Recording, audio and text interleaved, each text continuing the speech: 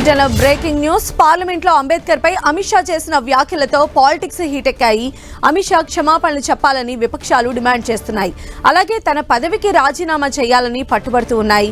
ఈ క్రమంలో విపక్ష ఎంపీలు నిరసనకు దిగారు. ఆ తర్వాత ర్యాలీగా పార్లమెంటుకు వెళ్లనున్నారు. మరోవైపు పార్లమెంట్ శీతాకాల సమావేశాలు నేటితో ముగియనున్నాయి.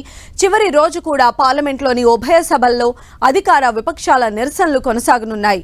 పార్లమెంట్ ఆవరణలో రాహుల్ గాంధీ బీజేపీ ఎంపీలను తోసివేసిన ఘటనపై అధికార పక్షం ఆందోళన చేయనుంది.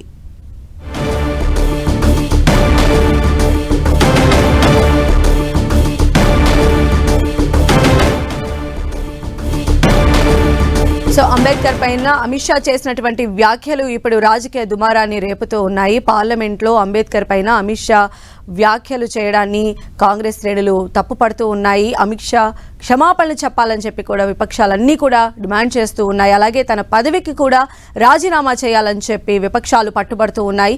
ఈ క్రమంలోనే విపక్ష ఎంపీలు పార్లమెంట్ ఆవరణలో నిరసనకు దిగారు. ఆ తర్వాత ర్యాలీగా పార్లమెంటుకు వెళ్లబోతున్నారు. మరోవైపు పార్లమెంట్ శీతాకాల సమావేశాలు నేటితో ముగియనున్నాయి.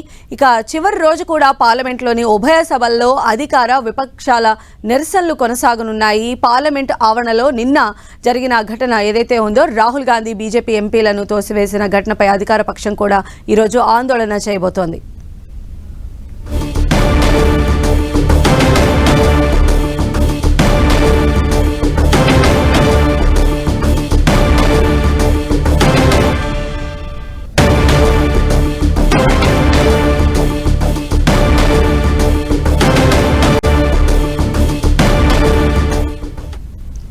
మరిన్ని అప్డేట్స్ మా ప్రతినిధి గోపిని అడిగి తెలుసుకుందాం. గోపి, ఈ రోజు చివరి రోజు సెషన్స్ కి, అయితే ఈ రోజు కూడా నిరసనలు ఉవ్వెత్తున ఎగిసిపడే అవకాశమే కనిపిస్తున్నట్టుగా మనకి సిచ్యువేషన్ చూస్తే అర్థమవుతోంది. ఎలా ఉండబోతున్నాయి అనుకోవాలి? పార్లమెంట్ సమావేశాలు నేటితో ముగియబోతున్నాయి. చివరి రోజు కూడా పోటాపోటీ ఆందోళనలు, నిరసన కార్యక్రమాలు పార్లమెంట్ లో కనిపించే అవకాశం ఉంది. ఈ రోజు పార్లమెంట్ లో ఎటువంటి నిరసనకు కూడా ఈ రోజు అనుమతి లేదు. నిన్న నేపథ్యంలో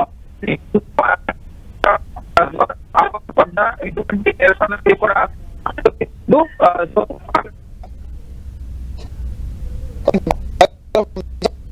ఓకే, రైట్ గోపి.